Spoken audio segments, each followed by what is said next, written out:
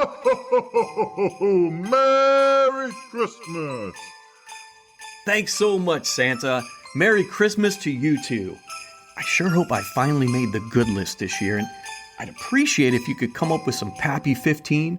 If you can swing it, that would be amazing. Well, ho, ho, ho, whiskey freaks. It's the Blind Tasting Podcast, your number one attitudinal bourbon destination.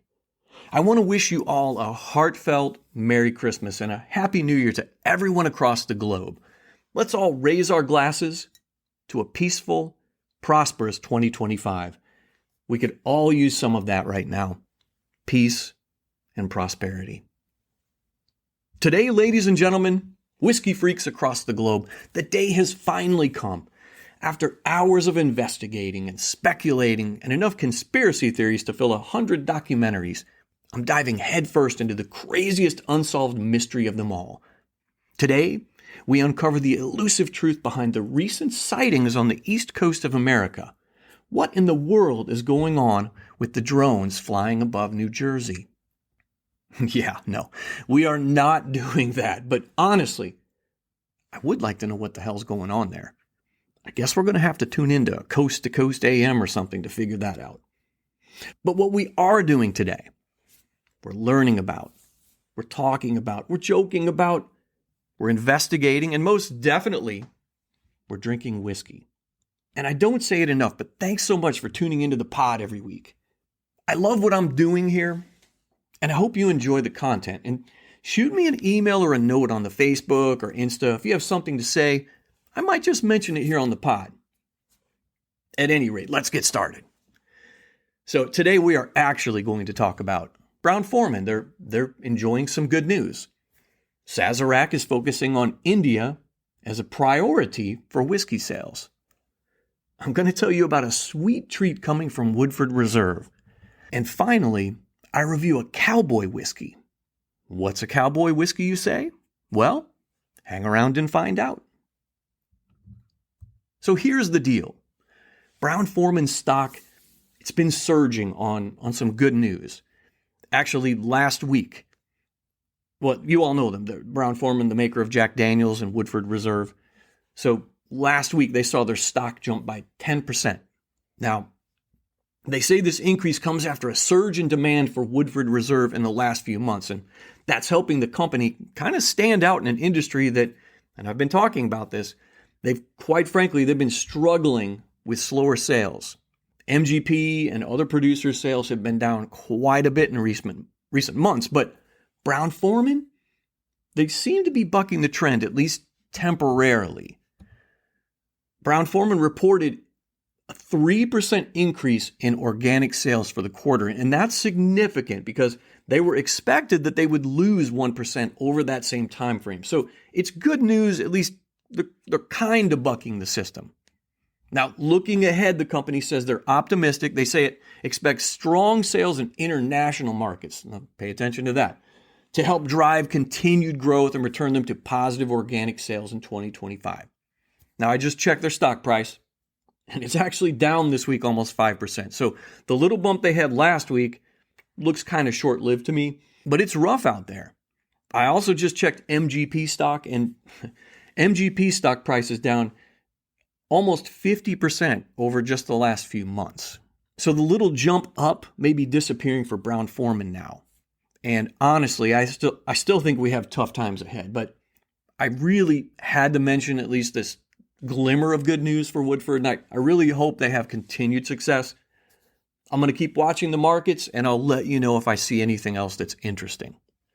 Another interesting topic to me is that Sazerac is making India a priority for whiskey sales. And right away, I'm thinking, what exactly does Buffalo Trace mean by that? What the hell are these guys up to now? Well, if you thought that Weller 12 year was hard enough to get your hands on now, Buffalo Trace just said, hold my beer. Yeah, so they just officially launched Weller, Kentucky Straight Bourbon Whiskey, the line, or at least part of the line, in India. They just had a big shindig, and for those of you with infinity bottles, that means a party or a big event. They had a big party in Mumbai, India to launch the great news. So, of the Weller line, the good folks in India, they're going to get two of the expressions in their market now. They're going to get Weller Special Reserve, and it's going to be priced between $30 and $54 US. And they're going to get Weller 12-year-old, and it's going to be priced somewhere between $64 and $93. And that really depends on what region inside of India that you live in. Now, fun fact, if you find any fun in this at all, the Weller 12-year-old will be the oldest age-stated bourbon available in all the land of India. And so, that's pretty cool. But this launch, this is just the beginning. Listen to this quote. India for us is a priority market. You will see year in and year out, we will continue to bring in more of our award-winning bourbons from Buffalo Trace to India, a Sazerac company official said. So, couple of things here. Obviously, this is awesome for the folks in India, and I love that for them. I really mean that. They've now been designated a priority. And we know that whiskey in general is popular in India. They drink nearly 1 out of every 2 bottles of whiskey that's produced. So good for them, but they're not known for being bourbon drinkers. And so I see where Buffalo Trace is trying to stir up interest to help boost sales. We know that the sales here, at least domestically, are down a lot. We just talked about that a second ago. That's across the board. I get it. They're trying to boost sales and internationally and all that good stuff. Here's my rub. And yeah, I'm being selfish here. I want to know, Buffalo Trace, what have you done for me lately? Like, here in America? I can't even count how many times I stood in those snakes, the lines at the distillery, out in the parking lot, hoping against hope to score some Buffalo Trace at retail. Because let's face it, until recently, finding even the basics like the regular Buffalo Trace bourbon with the buffalo on the bottle, finding that at retail, it's been a struggle. And I know, and I've talked about this recently too, things do seem to be getting better as far as getting your hands on some of the basics. And that's great. It really is. But let me ask you this. When's the last time you strolled into a liquor store, or honestly any store, and found Weller 12 anywhere near retail? I'll wait. Go ahead. Exactly. Crickets. Seriously, guys, India's over here getting age-stated Weller right out the gate, and I'm over here clutching my wallet and gnashing my teeth when I'm paying secondary. Like, what about us? Now you're thinking Stark. It's a little overdramatic, right? And yeah, I recently had a pod episode where I talked about all the overproduction, and so that'll mean more for everybody real soon, right? For overproducing. Yeah, no, that's wrong. Okay, not the part about overproduction, but the part about we're going to get more Weller 12 anytime soon here. They've been cranking up production for only a few years now, so we've got several years to go to get that extra distillate aged and ready for us, kids. So, I'm perfectly torn here. I couldn't be happier that India is getting terrific bourbon. We want everybody to enjoy the thing that we started here in America, bourbon. We want to share it. We love it. I get all that. And like I already said, it's exciting for them. They deserve it. But I wonder who the marketing gurus are at Buffalo Trace or Sazerac, whatever you want to call it. I hoped, and I figured before you do a launch like this to spread the good stuff across the rest of the world, they might just maybe throw us a bone here in the United States. And I don't mean millennium. That's not what I mean. I can't even remember where I heard this, but it's a quote that applies here, I think, to this situation with Weller, Buffalo Trace, or Sazerac in India. It went something like this. You can forgive, but don't forget how they made you feel when they did you dirty. You've heard me lately talking about the global phenomena of bourbon and whiskey in general, so I'm not completely taken by surprise here. I understand the global nature of the industry, especially now. But damn it, I just wish they'd do a better job of communicating maybe a commitment to us here first. I think we could all get behind them on this if we just felt like we weren't getting the shaft. Okay, so I'm going to jump out of the serious whiskey rant, the pissed off stuff. We're going to go into the fun zone now. Get this. Woodford Reserve. You know those good folks in Versailles, Kentucky? Looks like Versailles. They've partnered with premium chocolate maker Compartes to create a bourbon-infused chocolate bar. Cheers to this stuff, kids. This sounds awesome. It's what they're calling a chocolate bar inspired by the old-fashioned. Say it right. It's not old-fashioned. It's old-fashioned. So this bad boy, it's infused with Woodford Reserve's double-oaked bourbon and a hint of orange essence. Whoa. That sounds freaking amazing. Let me read a little clip here for you. Jonathan Graham of Compartes Chocolates and Woodford's master distiller Elizabeth McCall collaborated to create this boozy treat.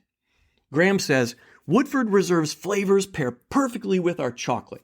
I truly believe there's no bourbon and chocolate more in sync than the rich, complex notes of double-oaked bourbon and the ultra-luxurious flavors of Compartes dark chocolates. And I concur, I am in complete agreeance, and that's not a word, but I love it. And Woodford's master distiller is calling the creation the nightcap. Okay, it's really a chocolate candy bar, guys, but they're calling it a nightcap. She says this whiskey chocolate bar is a delightful gift for the holidays, especially with the pairing of bourbon's sweet flavor profile and dark chocolate. Like I said, I can't agree more. They say the nightcap chocolate bar is perfect for enjoying in a deep leather armchair in front of a crackling fire. So we know about Woodford, but I'd never heard of Compartes. So I looked it up because that's what I do here. Compartes Chocolate was founded way back in 1950 in Los Angeles. It started as a European-inspired chocolate brand, and it quickly gained a celebrity following of superstars like Frank Sinatra and Marilyn Monroe. So I checked the internets, and you can get this nightcap bar on Woodford's website for $9.95. That's not true. You can no longer get the nightcap on Woodford, but you can get it on the Compartes.com website. It costs you $11.95 there for some reason. I don't know, but at least they still have it. They did not pay me to say that. I just wish everyone could get this chocolate bar, including me. It sounds amazing, so I'm spreading the word. After all, it's the holidays. It's the Christmas season, so cheers to everybody, right? If you like chocolate or bourbon or both, this would be an amazing treat. Now I'm moving on, folks. Let's get to the fun part, my review. So I've been glued to the boob tube for the last several weeks on Sunday nights. And yes, I've got a DVR, but this show, it's really must-see TV. Have you ever heard of a little show called Yellowstone? Yeah, well, I can't miss it. I love the cowboy lifestyle, all the scenes in Montana. And believe it or not, the show really is filmed in Montana. I figured it was shot in Canada like damn near everything else these days, but as usual, I did the research, so you don't have to. And sure enough, it's filmed in Montana. Anyway, I saw Beth while I was watching this the other night. And if you know Beth, I need not explain about her. Well, she poured her man Rip.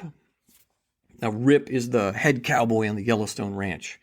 She poured him a drink, and sure as shit, it was Buffalo Trace. So, terrific product placement by the good folks at Sazerac. I'm impressed. That's fantastic. It's nicely done. Well, it got me thinking, and well, it didn't actually get me thinking about Buffalo Trace really, but about whiskey in general and cowboys. And well, that brings me to Pendleton Cowboy Whiskey. And I guess my mind works in kind of mysterious ways, but Pendleton's kind of where I landed. Long story short, I got a bottle at Friar Tuck's recently, and I'm going to review it right now for a couple reasons. Number one, obviously, I want to know, is it any good? And number two, is there any value to it? Is it worth the dough that they're going to ask for it? Now, I normally shy away from an 80 proofer, but it's cowboy whiskey, so it's got to be good, right? Well, the good folks at Pendleton say Pendleton whiskey was specifically created to celebrate the bold spirit of independence and hard work ethic of the American cowboy and cowgirl. So let's dig into what exactly is a cowboy whiskey all about. Now, if you've listened to the pod over the last few months, you probably remember when we talked about Oak and Eden whiskey. They have a connection to cowboys, and I think they've tried to position their spirits toward the cowboy lifestyle. Remember, they got Yellowstone cast member and cowboy himself, like real-life cowboy, Lloyd. He's played by Forey J. Smith. Well, he hawked Oak and Eden a couple years back, and I think he's still a spokesman for them. So I say all that to say cowboy whiskey is, well, it's a thing right now. I'm going to give you a brief history lesson for you kids. So 2 minutes of learning, and then we can get to drinking some Pendleton whiskey today. Let's start with the name. It's actually Pendleton whiskey, whiskey without the E. And who is Pendleton whiskey without the E? Well, Pendleton whiskey is a brand of blended Canadian whiskey that's distilled in Canada and imported into the United States in Oregon. It's actually owned by the massive Beckley Company. And Beckley, well, they're the world's largest tequila producer. If you've ever heard of a little brand called Jose Cuervo, that's these cats. They've got quite a large portfolio of rums and tequilas, vodkas, and of course, they have a few whiskeys. Now, like I always say, whiskey, it's about a great story, and Pendleton's no exception to this rule.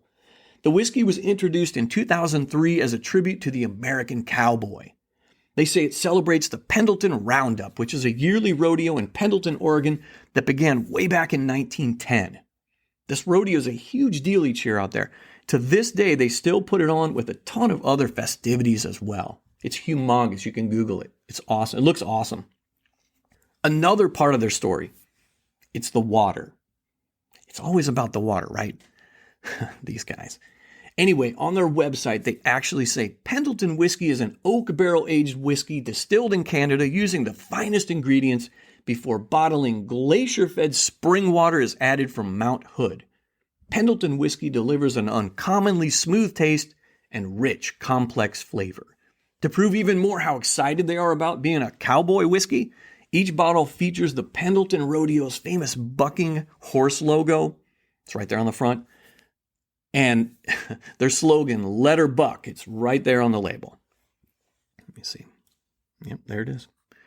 Oh, and to put the cherry on top, Pendleton whiskey is the official spirit of the Pro Rodeo Cowboy Association and the official whiskey of the Professional Bull Riding Velocity Tour. So they do love them some cowboys. Question is, are we going to love their cowboy whiskey?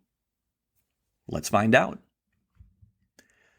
So you should pay right about $30 for the base model of Pendleton Cowboy Whiskey, and they call it the original version. You can find it pretty much anywhere. Look, I'm here for all you whiskey freaks, taking one for the team, so I don't want you to waste your time or your money on something. I'm going to review it here and do that service for you. I buy all these whiskeys myself, so you know you're getting the unfiltered truth here. There's no bias, there's no bullshit. It's just me, my glass, and an opinion that you guys can trust. Sorry, I get wound up sometimes when I see other reviews or I listen to some of these other experts. They tell you what to drink or not to drink, and well, come to find out, all their whiskey samples were given to them for absolutely free. But don't worry, they're not going to be biased. Yeah, right, sure, dude, whatever.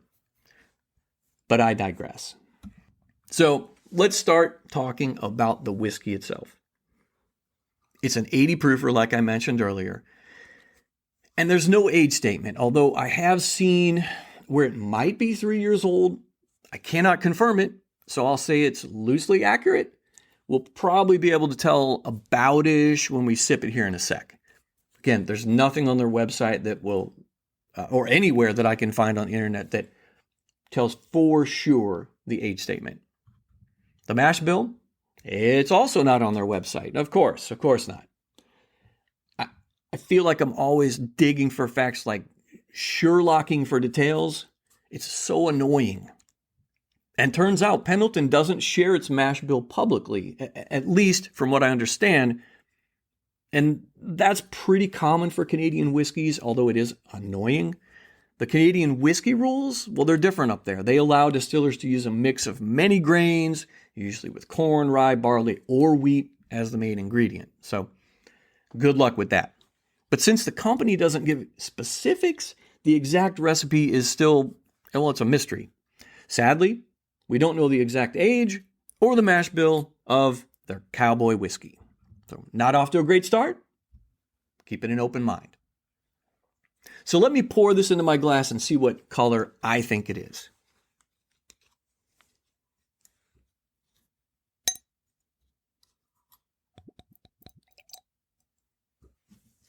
Okay. Like I said, you never want to decide what the color is by looking at it inside the bottle. You always want to pour it into your glass. That's going to really be your best indicator of color.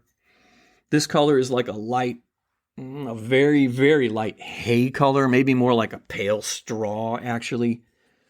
Whatever, the stuff like you find in a barn. It's not impressive, and it's probably the lightest color I've seen in years of tasting whiskey. It's probably the 80 proofness of it. Is that a word? Proofness? I don't know. Now, in my opinion, the darker the hue of the whiskey, the deeper the flavors are going to be. It's not always true, but it is sometimes. Actually, it's most of the time. So it's worth noting. And like I tell you, I'm going to say this every single time. So let me get a good nosing here. Whoa. Yikes.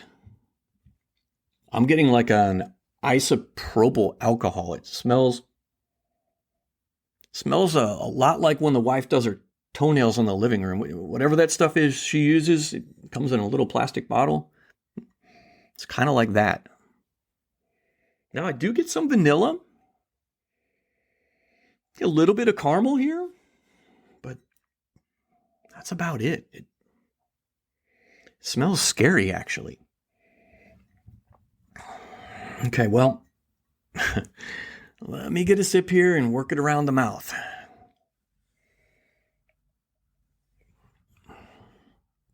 Oh boy.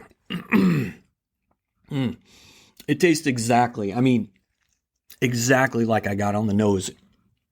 It's making my mouth pucker, so that's not good. I think the technical term here is no bueno. Wow. I want to give it a fair shot here. I seriously don't want to take another sip. All right, well, shit. I'm going to do it for you whiskey freaks. Here we go. Say a quick prayer for me.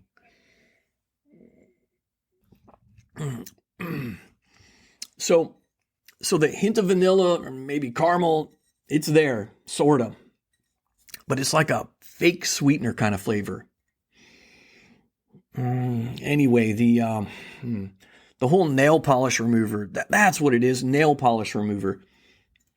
It's still puckering my mouth and making my mouth just... I got to get a drink of water. Hang on.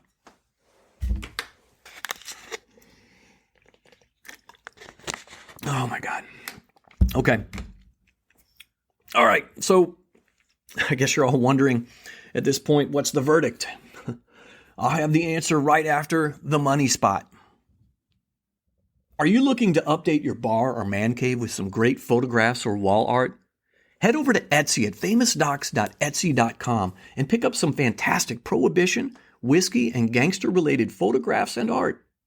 And if you purchase 4 or more items, you'll get 20% off your entire order for a limited time.